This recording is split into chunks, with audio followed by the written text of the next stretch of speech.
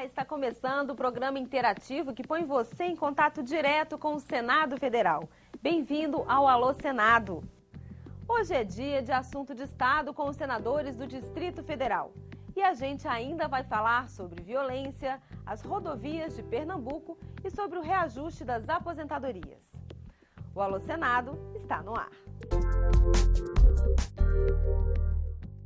O Alô Senado de hoje tem o prazer de trazer ao Vicente de Carvalho uma resposta muito esperada.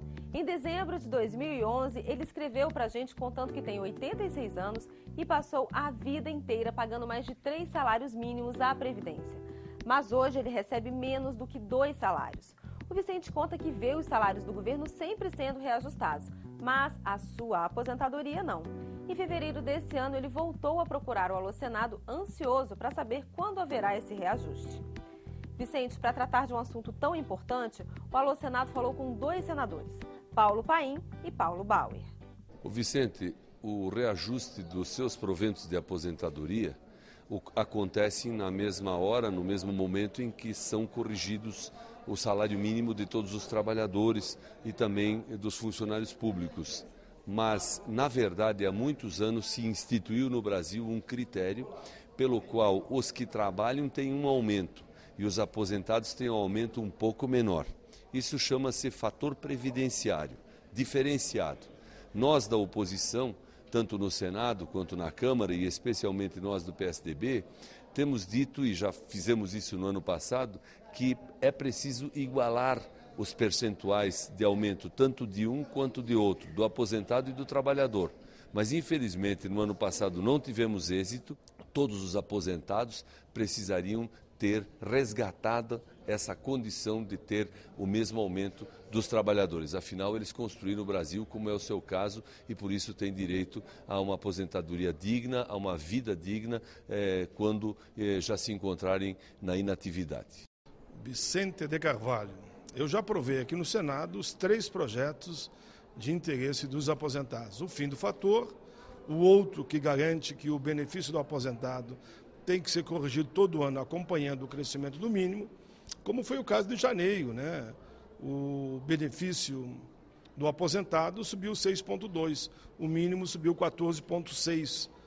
Você recebeu menos que a metade. Se o meu projeto for aprovado na Câmara, você receberá então o mesmo valor, ou seja, o 14,6. E o terceiro projeto, que casa com a tua situação, você pagou por mais de 3, ganhava mais de 3, já está ganhando 2, eu diria que ligeirinho vai estar ganhando menos que 2, inclusive, se a política não for mudada. Também aprovei aqui no Senado que o aposentado e pensionista que ganha mais que o salário mínimo terá que voltar a ganhar o número de salários mínimos que ele recebia na época em que se aposentou. A pressão agora, meu amigo, é na Câmara dos Deputados.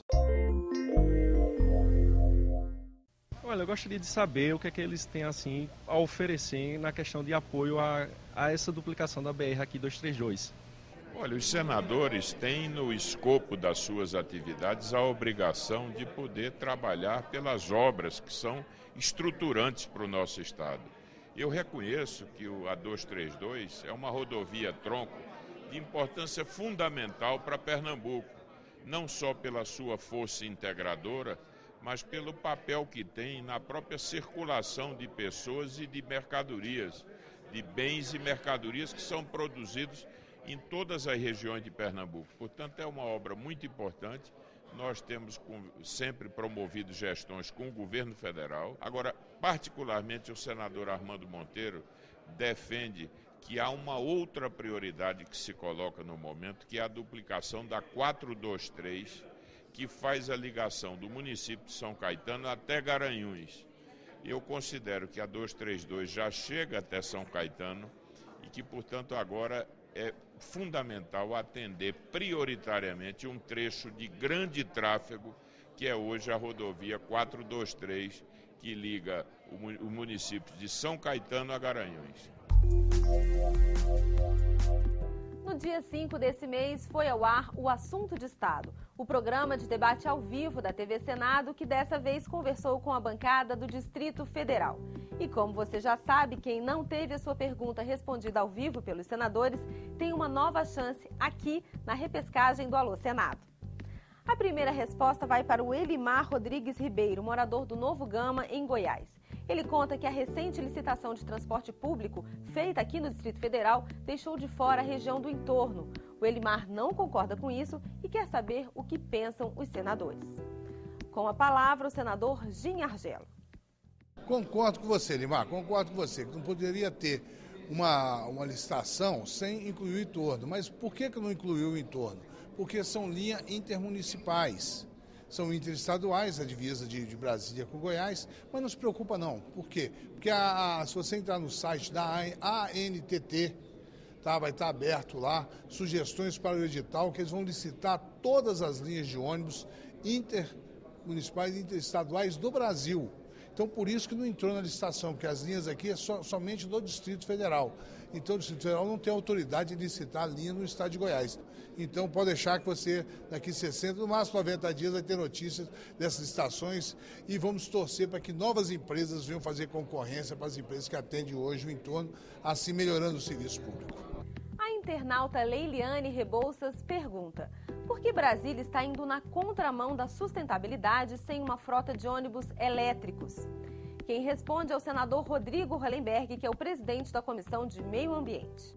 Leiliane, a sua preocupação é uma preocupação procedente. As cidades do futuro, as cidades sustentáveis, necessariamente terão que investir cada vez mais em transporte coletivo e transporte coletivo de qualidade.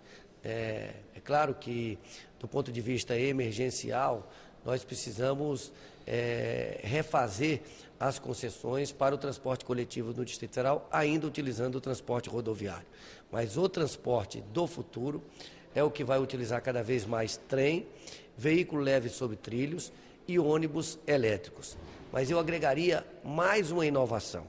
Nós temos que começar a pensar que nas cidades do futuro, grande parte das pessoas poderão trabalhar em casa, porque hoje grande parte das pessoas trabalham utilizando o computador. Para isso, nós precisamos fazer que o Distrito Federal seja a primeira unidade da federação com internet e banda larga gratuita em todas as cidades. Isso permitirá que um grande número de pessoas no futuro possa trabalhar em casa. Essa é a cidade do futuro. E a gente encerra o quadro Assunto de Estado com a mensagem da Micheline Holanda, que mora em Águas Claras. Ela diz que a renda per capita do Distrito Federal é a maior do Brasil, mas é muito mal distribuída. De acordo com o IBGE, cerca de 20% do PIB local é gerado pelo entorno e 80% pelo núcleo metropolitano. A Micheline pergunta qual seria a solução capaz de promover o equilíbrio nessa renda. A resposta fica por conta do senador Cristóvão Buarque. Micheline, é educação. Se você for olhar a desigualdade, ela tem a ver com pessoas que se aproveitaram muito, inclusive corruptos e especuladores, que conseguiram fazer uma riqueza na cidade que estava começando. Mas se você for olhar, tirando esses, você vai ver que a concentração está naqueles que estudaram, conseguiram um emprego, muitos por concurso, e os outros ficaram de fora. A mãe da desigualdade é a deseducação.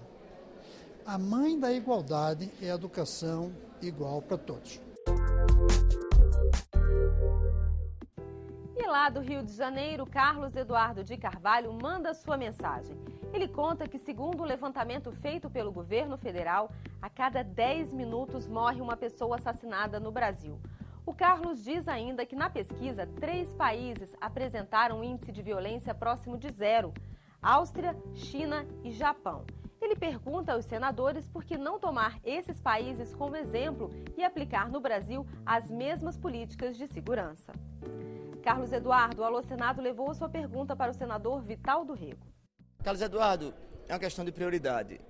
Primeiro que as realidades são diferentes da Áustria, um país muito pequeno, da China, um grande país de dimensões também continentais como o do Brasil, mas que tem um outro sistema de governo, e do Japão, uma ilha também é muito pequena e tanto China quanto Japão já com economias consolidadas. O Brasil está avançando para receber essas mesmas condições econômicas que possa, por exemplo, priorizar a segurança pública. Nós temos assim dívidas muito fortes no campo social. Saúde, educação e segurança pública, algumas delas. Acho que a gente está avançando. Durante esses últimos 10 anos, houve priorização em determinados setores e a segurança pública, bem você sabe, bem reconhece, precisa ser prioridade, como nós devemos tratar os outros assuntos de interesse social. O Alô Senado de hoje vai ficando por aqui. E que tal você fazer parte dos próximos programas? Mande pra gente a sua pergunta ou a sua sugestão. Se quiser ver o seu vídeo exibido aqui no programa, envie o arquivo pelo www.senado.gov.br/alôsenado. A sua mensagem escrita você manda pelo www.senado.gov.br/TV. E por telefone é só ligar para o 0800 61 22 11. A gente se vê na semana que vem. Até lá!